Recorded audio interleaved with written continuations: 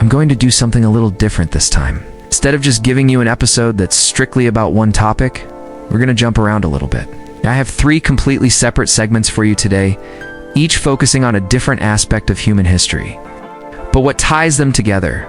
What connects our experience of ancient Egypt, the city of Teotihuacan, and the evolution of the humble drum? I'll let you figure that out after you hear all 3 of my mini episodes. And finally, if you want to hear more from me, you can check out my podcast. New episodes premiere every Wednesday. Now let's get started. Hey there, and welcome to my channel. Do you ever wonder what it would be like to live during ancient times? Hey! What was everyday life really like? Well, today we're going to close our eyes and try to imagine what a day in the life of an average ancient Egyptian might have been like. But first, let's set the stage for our reed hut. There's no walls to shield you, no air to cool the heat. By mid-morning, the sun scorches at 90 degrees Fahrenheit. It pierces your linen tunic. Might think that's pretty hot, but for an Egyptian, that's actually quite pleasant. By midday, temperatures reach over 110 degrees Fahrenheit. And while there are usually only a few days above this mark, they last for weeks. Without air conditioning or refrigeration, this heat affects every part of life. Meat spoils quickly, so it must be cooked before eating. People sleep during the hottest hours and work at night when it's cooler. They take shelter in their homes and rush outside only when necessary. The people of Egypt call this power Ra, the sun god, and to endure it is to honor the divine. Your day starts before the sun rises. While it's still dark, you bathe in the Nile River. Water is essential, yet risky. Crocodiles lurk, diseases hide, and the current carries all manner of debris. You scrub your body with sand, using its rough texture as exfoliant. There is no soap. After washing yourself, you put on your clothes, which were probably pounded on rocks until they were smooth. Each blow is accompanied by the risk of encountering a predator. As you dress, your neighbor rushes past, herding his livestock. Soon the sun will be up, and everyone will rush to their huts to escape the heat. You lock the door and prepare for the quietest part of your day. You might eat breakfast, which could consist of coarse bread mixed unintentionally with particles from grinding stones. Later, you'll enjoy some beer, thick and lukewarm, but safer than the Nile itself. Adults and children alike drink it. A lucky few might have some onions, dried dates, or fish to add protein to their diet. But such luxury is rare. Then the insects begin to hover, and you realize it's time to eat. You rush out the door and join the crowd gathering around piles of food. Eating is not a leisurely activity, it's a matter of survival. Once you've filled your stomach, you head to your work. Farmers slog in Nile mud-hauling tools, guided by overseers who punish failure.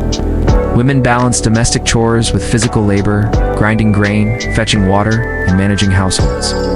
Men who build huge projects like temples or pyramids follow the orders of architects and supervisors. Others produce and sell goods, working as scribes, brewers, fishermen, weavers, or farmers. When you finish your work, you might have some time before sunset, so you visit the nearest temple to offer a prayer to Ra, Thoth, Sobek, and Bastet. Then you return home to rest before doing it all again tomorrow. But first, to survive another day, you must brave the darkness. Roads aren't well lit, so you stick close to the wall for guidance. Houses huddle close together, offering little privacy anyway. You pass neighbors returning from the fields and local merchants delivering goods. Their animals also crowd the streets, and the stench of stale waste fills the air. There's nowhere to go and nowhere to hide. Everywhere you look, there are reminders of your mortality. Coffins carry 2 burial sites, mummies wrapped in linen, mourners calling for the dead. Your religion permeates every part of your existence, even death. The afterlife demands judgment. When you die, your heart is weighed against the feather of truth. If you pass, you'll enjoy peace in the field of reeds. If not, the goddess Amet will devour your soul. You worry about the future. You know that Ra, Thoth, Sobek, and Bastet watch your every move. The gods demand respect and obedience. To complain against the pharaoh, considered the embodiment of Horus, is treason punishable by whip, shackle, or death. As you lay down to sleep, you brush sand from your linen sheets. Sand infiltrates every crevice of your life. Clothes, food, beds. Linen is breathable though it is, cannot keep it out. Feet walk barefoot, exposed to injury. Bare legs are crisscrossed with cuts, scrapes, and burns. You pick up a sharp shard of wood to clean your fingernails, knowing that any cut can become infected. Sandstorms periodically blind and exhaust you, leaving the body and mind weary. Tomorrow will bring a new day and new challenges. Sun will rise, the crops will need tending, the overseers will demand productivity, and the gods will expect offerings. Such is life in ancient Egypt. Now shift your mind thousands of miles west to Mesoamerica around the year 100 to 250 CE, one of the largest cities in the world. Teotihuacan is a place of broad avenues, multi-story volcanic stone buildings, and monumental pyramids, the moon, the sun, and the feathered serpent temple. When archaeologists uncovered the site in the 1940s, they found over 200 human remains beneath the base of the temple, bound, decapitated, carefully arranged. This was a place of sacrifice, a ritual to uphold the cosmic order.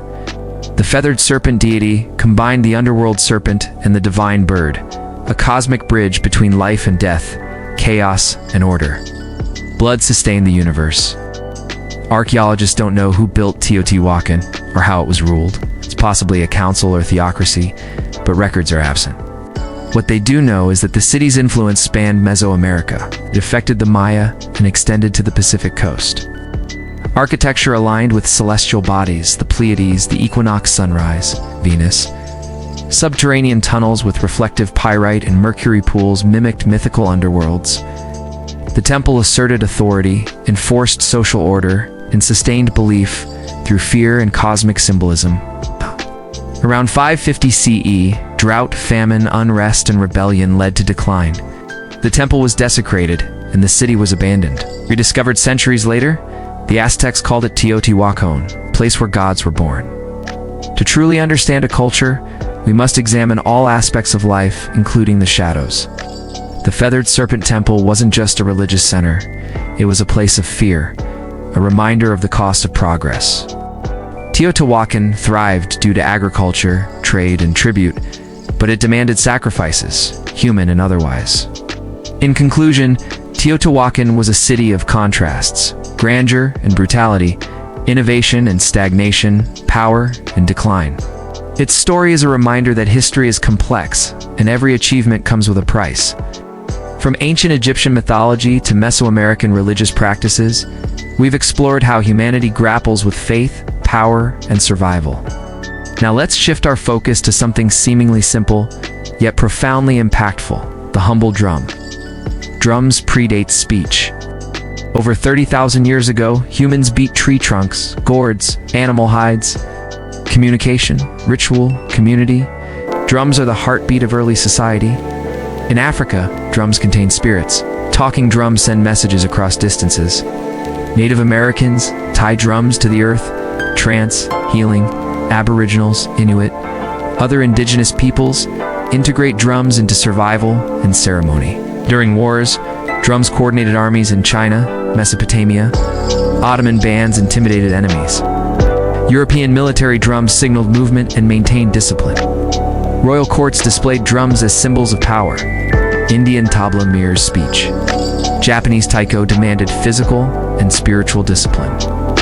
Indonesian kendang coordinated gamelan orchestras. Frame drums appeared globally, shamanic to folk traditions. Christian and African-American traditions, drums symbolized hope, resilience, and divine connection. Under oppression, drums communicated, resisted, and unified. Modern drums evolved. The drum kit combined percussion for solo players. Jazz pioneers expanded expressive potential. Rock enlarged complexity. Electronic drums created new textures. Across the globe, drums connected people, encoded memory, and linked the physical and spiritual worlds. Djem dundan, darbuka, congas, bongos, tabla, marangam. Countless names for instruments that speak a universal language. We learned to play the drums as kids. Our earliest memories include rhythmic beats echoing through our homes. These sounds shape our identities. They weave communities together and carry traditions across generations. So the next time you hear the drums, let the rhythm move you. Let it transport you to ancient lands and remind you of the enduring power of music.